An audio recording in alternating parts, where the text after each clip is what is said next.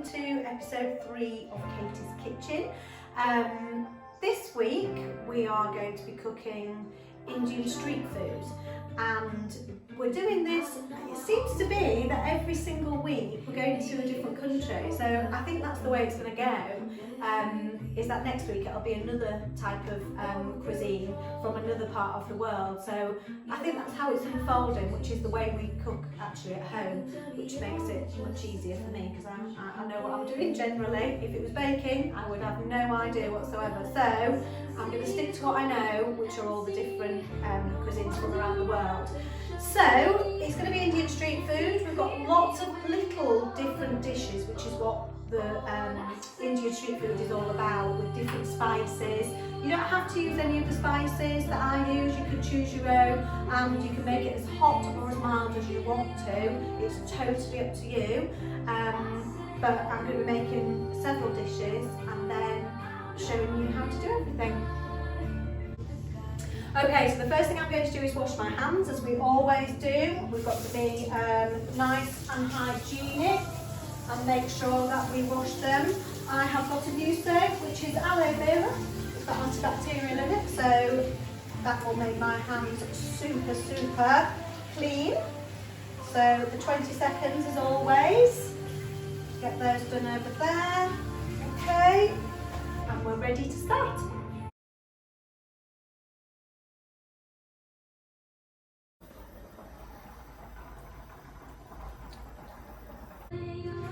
So the dish that we're going to do next is tandoori chicken.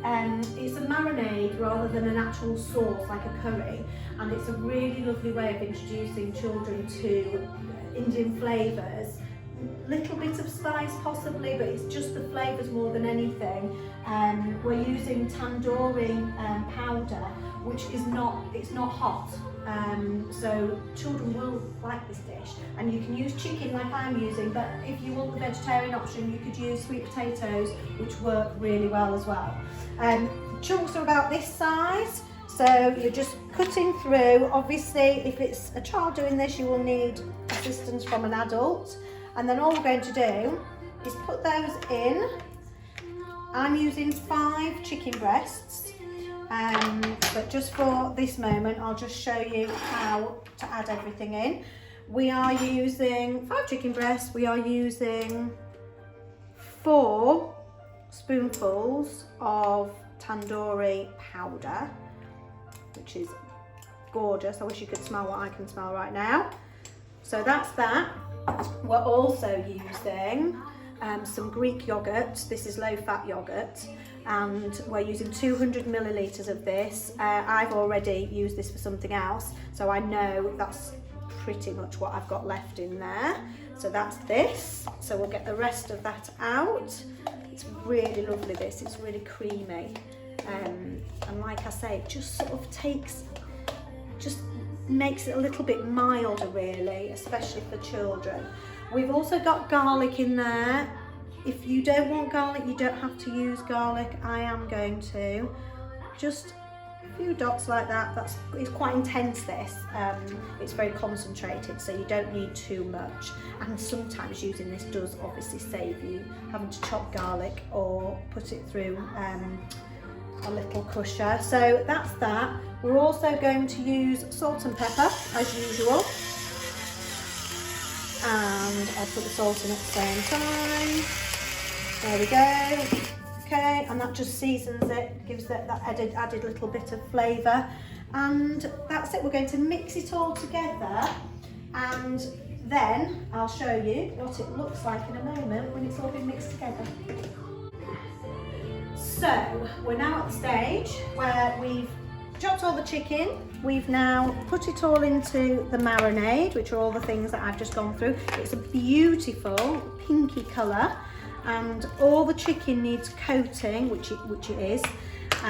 You can use chicken breast. I think some people use chicken thighs. It just depends what you want to use. That's all done. What I also do is I also use a fork and I actually jab at the chicken, because if you do that, it means that all the marinade is actually going inside the chicken. And then we're going to put it in the fridge and we're going to leave it in there for at least half an hour, longer if you can. But this is a really good way of getting as much flavour into that chicken or vegetables, whatever you're using, as possible. And we'll cover over it with some cling film and then just leave it. So we're moving on to the chicken again. It's been marinating, actually it's marinated for about 2 hours. And so now what we're going to do is, you can either just put the little pieces of chicken on either baking sheet or foil, whatever, and you could just lay them on here. We are actually going to put ours on skewers because it's quite nice eating from skewers, and normally we would barbecue, but we're not outside at the moment, so we're just going to put them on like this and put them in the oven. So all you do is, you've obviously used your fork to poke holes in already, so hopefully lots of this marinade will have gone in.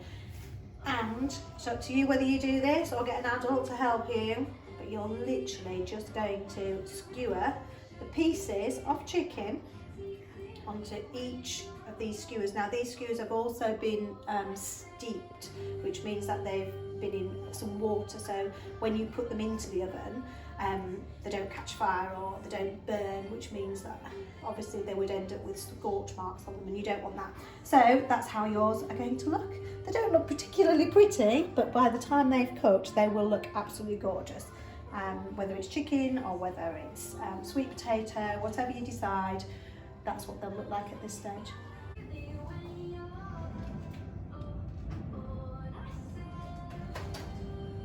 Okay, and also the chicken is going to go in. I'm going to put it more towards the bottom of the oven, just so it gives it a bit more length of time just to brown more slowly.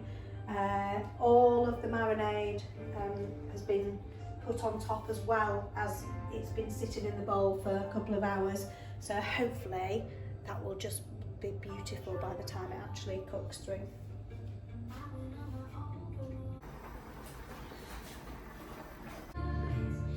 So the next thing I'm going to be making is the minty onion sort of raita chutney. It's a little dip to accompany the tandoori chicken, and again it's not spicy but it's quite sharp actually, and the sharpness will come from the onions, and it'll also come from the red wine vinegar, which obviously everybody knows what vinegar's like, so it's just a bit of red wine vinegar. It's just a slightly different taste, and we'll tone it down a little bit by using a tiny bit of sugar, so it'll kind of have a sweet and sharpness to it, a bit like sweet and sour when you go to the Chinese. So we're going to chop the onions. You've got to be very careful watching your fingers clearly and getting them fairly small, but not you don't have to be overly worried. Then what we're also going to be doing is chopping up the mint. Now similar to what I've done with herbs before, really bunch them up, because actually once you squeeze them, I don't know if you can see, but you can see the juices coming out. So then what you can do is you can then just chop it, but already the juices have already started coming out anyway, and the flavours will be beautiful. Okay, again, just roughly, it doesn't have to be perfect at all. That's the nice thing about these dishes. And then you put your onion in. I already had half an onion in there, so I'm going to put this in. So 1 onion and a handful of mint herb. And then it's going to be, it says 3 tablespoons. I'm using a dessert spoon, so I would say I'm going to put 1, 2 and a half, I think probably went in there. And then it's also a teaspoon of sugar, not too much because obviously I'm trying to be careful, but we do need to balance those flavours. So there, we'll just tone it down a little bit, and then we mix it round, and again we're going to cover it with cling film and just leave it in the fridge to actually get all those flavours right into the onion. I'm actually going to do something else there. I'm going to add a little bit more of that because I think it probably needs it. I think my onion might have been bigger. So we'll cover it and then we'll be getting it out later when we eat everything.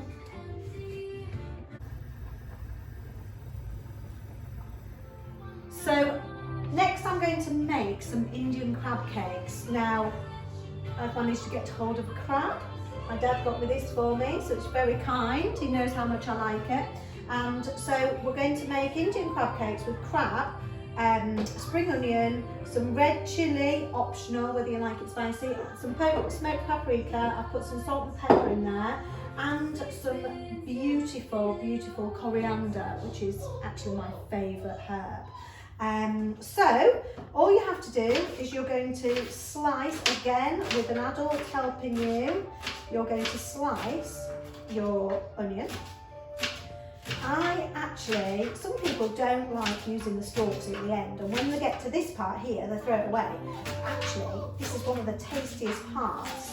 So this is something that I will include in the dish. So that's that, I've already cut the ends off. Here, you've got to take out the parts inside. If you can hear the little whinging, it's actually Nala who's come to help, sort of.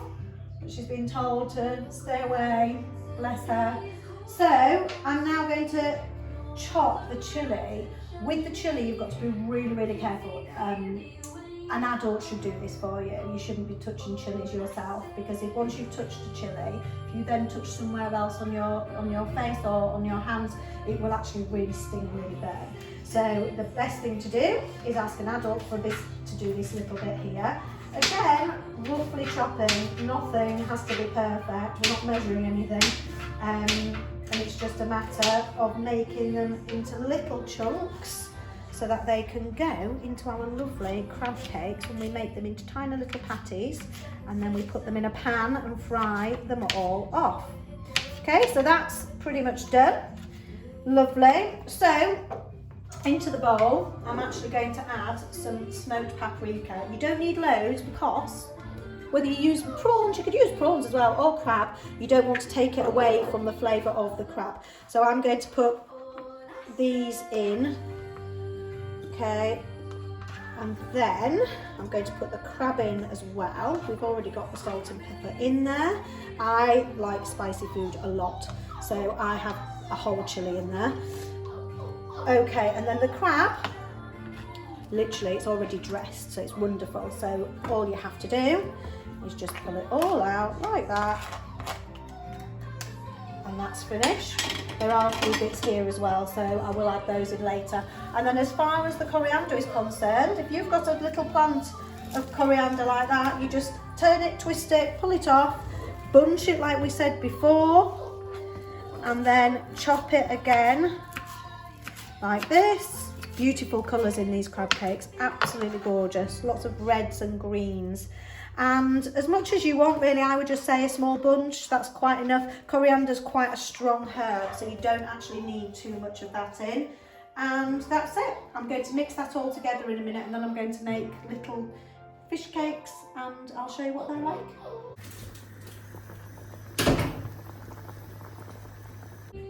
So the next thing we're going to do is put in some lovely zesty lemon to give it a nice little sharpness to it, and then we're just going to mix all of that round so it all gets the flavours going into each other, which is really lovely. It's quite a wet mixture, which is good, that's how you want it, and you want all of that smoked paprika to cover everything as well, and all of the crab to sort of hug everything, so it goes onto all the different little things in here, the onions, ooh, lovely, and the coriander. So that's that stays like that. The other thing we've been doing is we've been boiling some potatoes. I will put a little bit of butter in there, about that amount. I don't feel a need for any more than that. I don't eat lots of butter, but it's nice to have a little bit of a buttery taste. And then you're using one of these, and this is really good fun, so you definitely should be doing this yourselves. And you get to just mash the potato masher. It's very nice to see. Can you see all the shapes coming out of it? They're like all wiggly, and it means that once they're mashed and then they've cooled a little bit down, then you'll be able to add it to the crab mix, or you know, whatever you've used, like I said, maybe prawns or something, and you can add it to the mixture, and you can then start making your little fish cakes. So now we have got our mixture. I've added an egg to it to help it all bind together. It is quite wet. Now, I'm going to put a little dollop of that much probably, and just go like that, try and get it in a circular sort of shape, and then turn it over and just cover it in plain flour. Now, that is sort of the shape I'm wanting. Let me just get this, which I've been using. I've just tried one a minute ago. And then I'm going to take it over to the pan, which I have a little bit of oil in already. And I'm just going to show you how it starts cooking. It'll start sizzling a little bit. We don't use breadcrumbs in these little fish cakes. Just the egg just helps bind it together, and this is a typical sort of Indian way of making these fish cakes. It's very similar to Thai fish cakes as well. So that's it, and it'll just start now cooking. You really do need to leave it to cook so it forms like a little crust on the bottom. Once it has a crust, it becomes quite firm, and then you're able to turn it over. At the moment, it's still quite soft. You can see that when I picked it up. But hopefully in the next minute or so, it'll start forming a crust. You can then flip it over a little bit like you would a pancake, and then we'll cook the other side as well, and then I'll show you what it looks like when it's finished. So that's finished and done, and then take a still of these.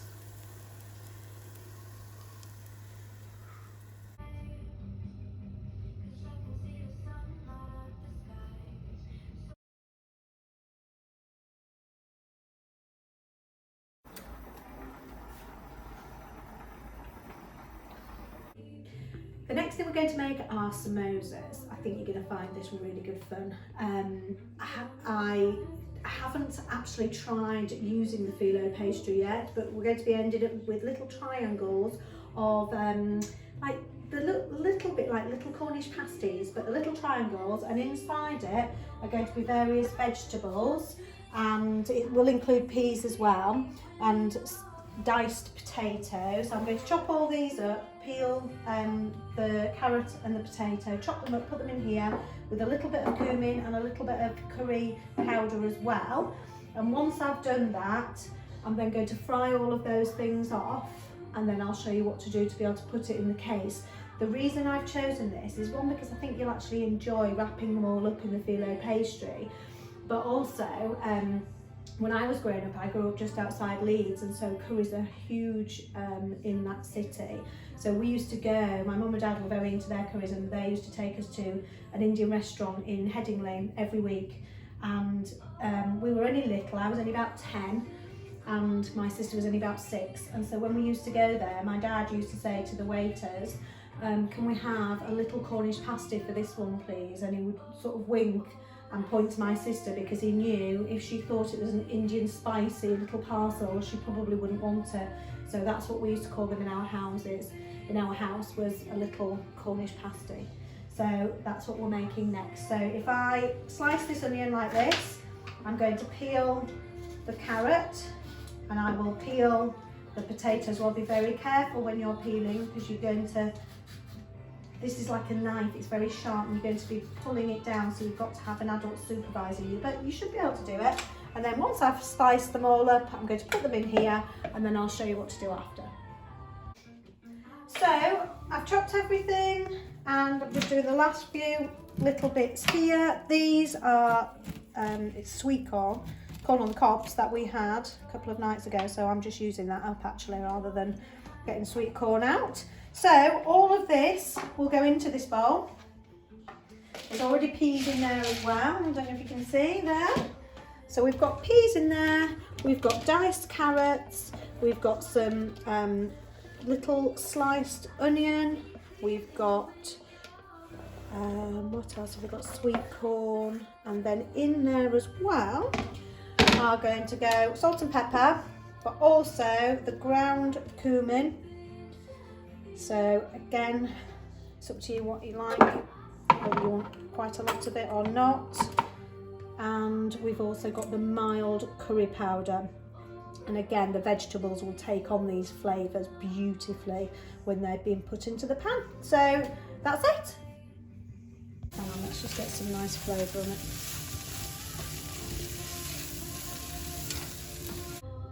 So with the samosas, all of the vegetables are cooked right down, and so we're going to actually make the little parcels to make the Indian Cornish pasties, as we call them in our house. So we've got some phyllo pastry here. I have made one already about 10 minutes ago, and it's cooking in the oven, and I will show you it.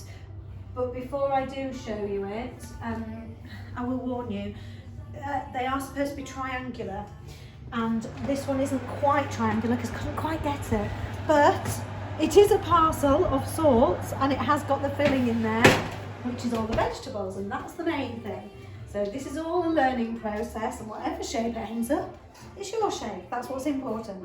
So what I'm going to do is I'm just going to take some butter. I'm just going to do it with my finger roughly, and I'm going to just butter that side there because it helps it stick down.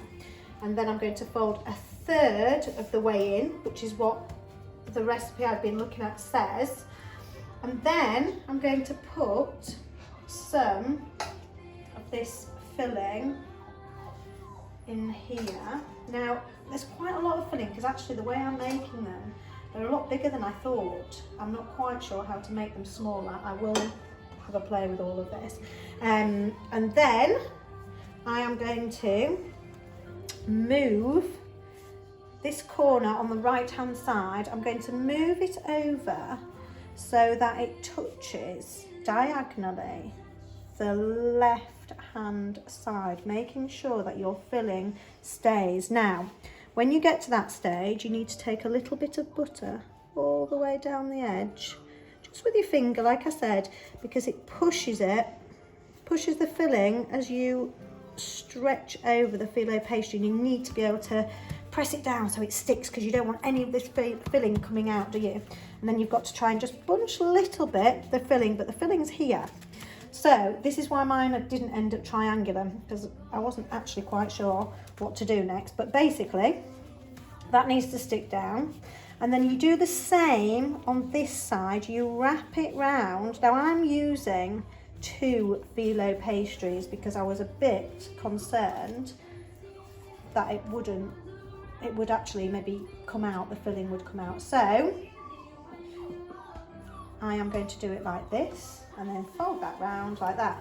Now, that is actually more triangular of sorts. So I'm going to carry on like this. If it does get a little bit dry, what you're supposed to do with your phyllo pastries, actually keep them, this is a damp cloth, keep them under a damp cloth while you're working with the ones that you're working with there. But they do dry out really quickly, so just make sure that you're keeping them like that.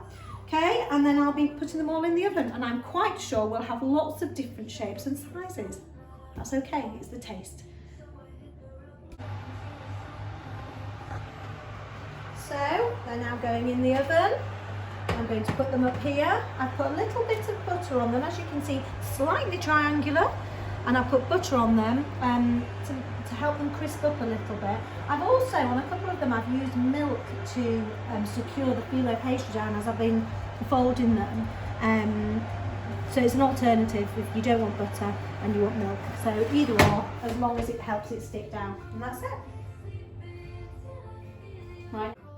Right, so the moment of truth.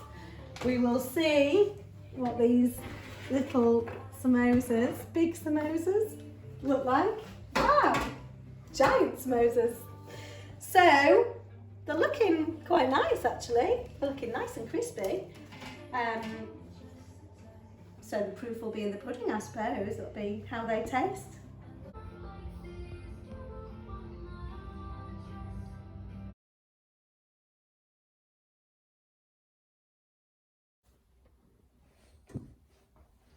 Okay, so in the other bowl, we've now got 120 millilitres of milk.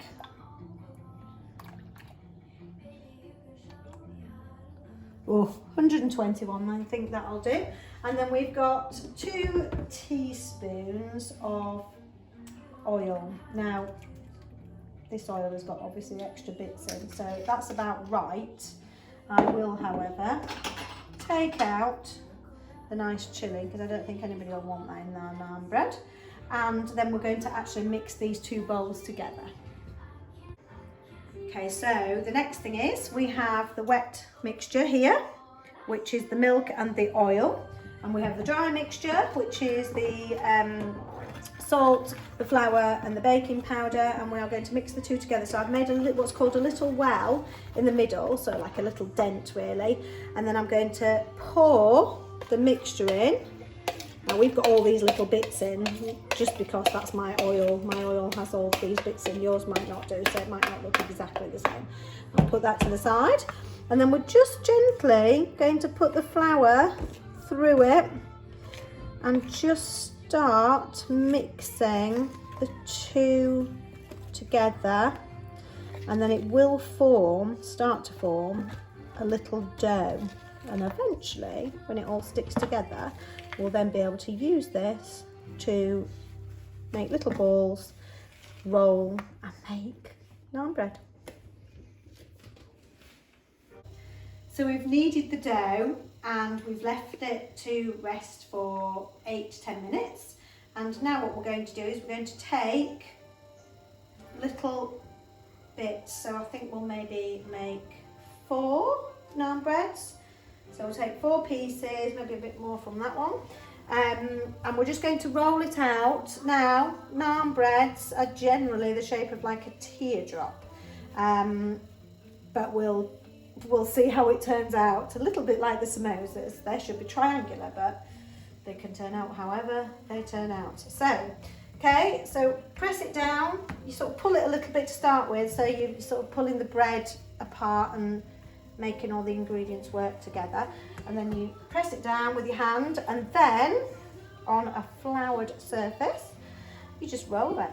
To me, I don't really think it matters what shape it ends up in, but it's got to be nice and thin. That's the main part of this, is it needs to be thin. If you need to turn it over a few times, then you can, but the main thing is to get it as thin as possible, because then it will be really nice and crispy and still soft in the middle.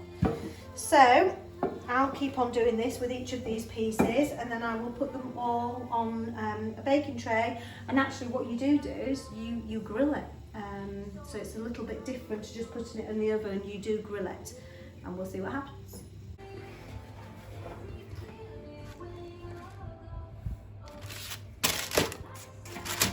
So this is what they should look like when they're halfway through, and you can see that they've bubbled all the way through. They look fab, don't they? So now we'll do the other side, under the grill.